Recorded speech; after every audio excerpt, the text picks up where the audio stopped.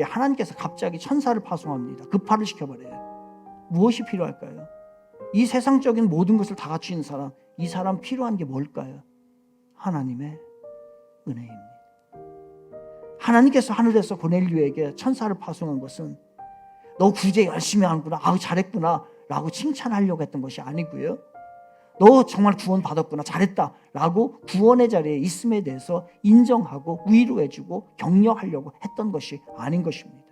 세상적으로 모든 것을 다 갖추고 있다 한 그 사람에게도 여전히 하나님의 은혜가 필요했던 것이에요. 고넬료에게 여전히 은혜가 필요했듯이, 그래서 하나님께서는 천사를 보내셔서 무엇인가를 계시하셨던 것처럼 오늘도 우리 모두에게는 하나님의 은혜가 필요한 것이죠. 오늘도 우리는 변화가 필요한 사람입니다. 좀 괜찮은 사람 같지만은 여전히 변화해야 될 것이 많은 사람이고요. 오늘도 새로운 하나님께서 부어주시는 하나님의 믿음과 하나님의 은혜가 우리에게 필요한 것이고요. 오늘도 우리는 하나님을 만나야 되는 그러한 존재인 것이고, 하나님의 능력이 없이는 우리가 문제를 해결할 수 없는 그런 사람들인 것이죠. 옛말에 이런 말이 있죠. 과부의 사정은 과부가 안다라는 말이 있습니다. 부족한 사람을 변화시키기 위해서 부족함을 경험해 봤던 사람, 그리고 부족한 처지에 있는 사람이 부족한 형편을 알게 되는 겁니다. 가난한 자를 세우기 위해서 부자들이 많이 사용이 안 돼요. 고통당하는 자를 위로를 해야 되는데 이 고통당하는 자를 위로를 잘 못합니다. 일반 사람들은, 고통을 안 당해본 사람들은. 그래서 하나님께서는 이 부족한 사람, 이 연약한 사람을 도와야 되겠는데, 이 사람을 세워야 되겠는데, 그래서 부족함, 형편없이 부족한 베드로를 사용해서 부족한 사람을 돕게 되는 것입니다.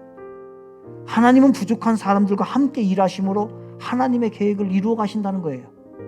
그러나 이 말은 부족해야 된다는 말이 아닙니다, 여러분. 나는 부족해야 돼, 나는 없어야 돼, 나는 가난해야 돼, 나는 몰라도 돼, 나는 안 해도 돼 라고 하는 것은 여러분 패배주의자들이 하는 말이에요.